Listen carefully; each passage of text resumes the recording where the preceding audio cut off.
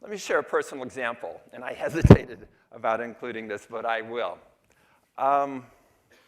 In 2010, I got one of these scales that's super high tech, and it can tweet out your weight, okay? So I set it up, so it's tweeting my weight.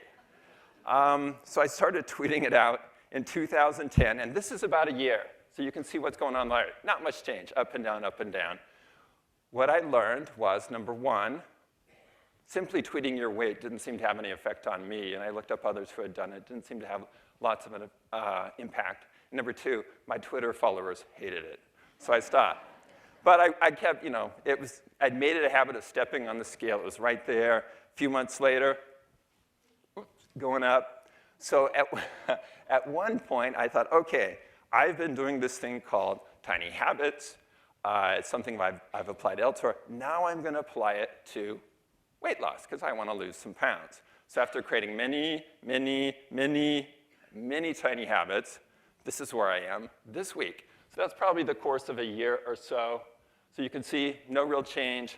And then putting together little by little these tiny habits that took root and would grow, I believe I've made a long-term change. Now we'll see 5, 10 years from now, but it seems like these habits will be very hard to undo. So I put this out there. When you know how to create tiny habits, you can change your behavior and your life forever. There are 3 things that have to happen at the same moment to cause a behavior. Number one, there has to be some level of motivation. You got to want to keep your teeth clean. You got to want to get stronger with push-ups or something like that. Next, you have to have the ability to do it. And then there has to be a trigger. Now, when I say trigger, I mean call to action. It's the thing that says, do push-ups now. Floss your teeth now, and so on. And it's these 3 things together. When they combine at once, then the behavior will also occur. A behavior, whether it's floss your teeth, do push-ups, what have you, send a thank you note. Now, motivation and ability are trade-offs.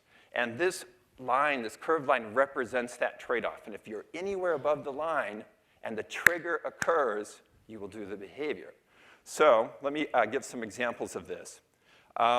Here below the line, let's say I want you to run a marathon, and you have no motivation to run a marathon. Both low motivation and it's hard. When I say run a marathon, you're not going to do it, no matter how many times I make that call to action.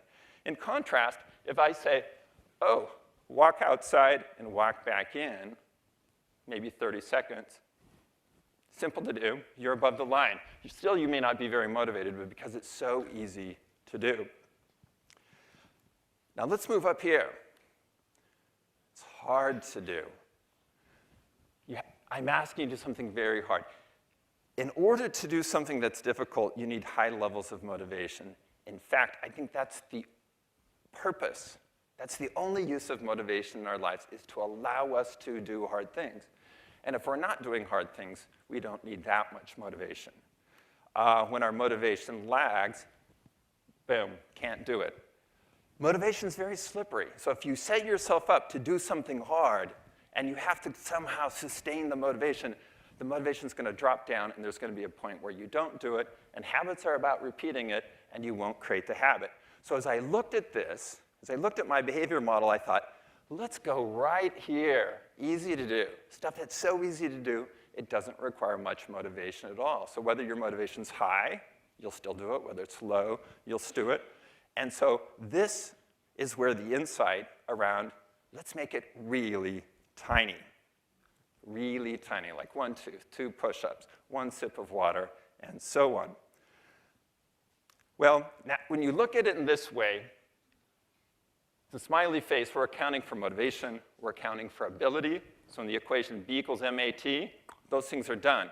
What wasn't done, and what I hadn't solved, was the trigger. How do we trigger that behavior easily? Well, one day, I came home from the gym, I went into the bathroom, I got in the shower, I turned on the shower, I got out, I dried off, I went into my bedroom, I opened the sock drawer, and at that moment, it hit me. After. The secret was after. If you use an existing behavior in your life, and you put the new tiny behavior after it, you can use the existing behavior to be the trigger. So I was looking for, what is the T, what is the trigger? Well, the triggers are your existing behaviors. I was pretty happy about this. I thought this was a breakthrough. It means you don't have to put up Post-it notes. You don't have to set alarms and so on. You just establish what it will come after. Here's the format for tiny habits. It looks like this. After I, whatever your existing behavior is, I call that an anchor, I will floss one tooth, do 2 push-ups, and so on. So what kinds of tiny habits do people create? This is from this upcoming week. I grabbed this out of the database. A lot of habits are geared toward the morning. After I start my morning coffee, I will tidy 1 item in the living room. Other habits are toward the evening, where you have routines already set up. After I enter the house at the end of the day, I will kiss my wife for 10 seconds. These kind of tiny habits work out really well. So as you think about changing your life, think about framing it in terms of this format. After I pick an existing habit that you do every day with the same frequency that you want the new behavior to happen, I will, and you've got to make it super tiny. After I pee, I will do 2 push-ups. After I walk in the door, I will hang my keys on the hook. After I brush my teeth, I will floss 1 tooth. That makes sense, right? That brushing becomes the trigger or the anchor for flossing 1 tooth. And then you celebrate it. So now we're on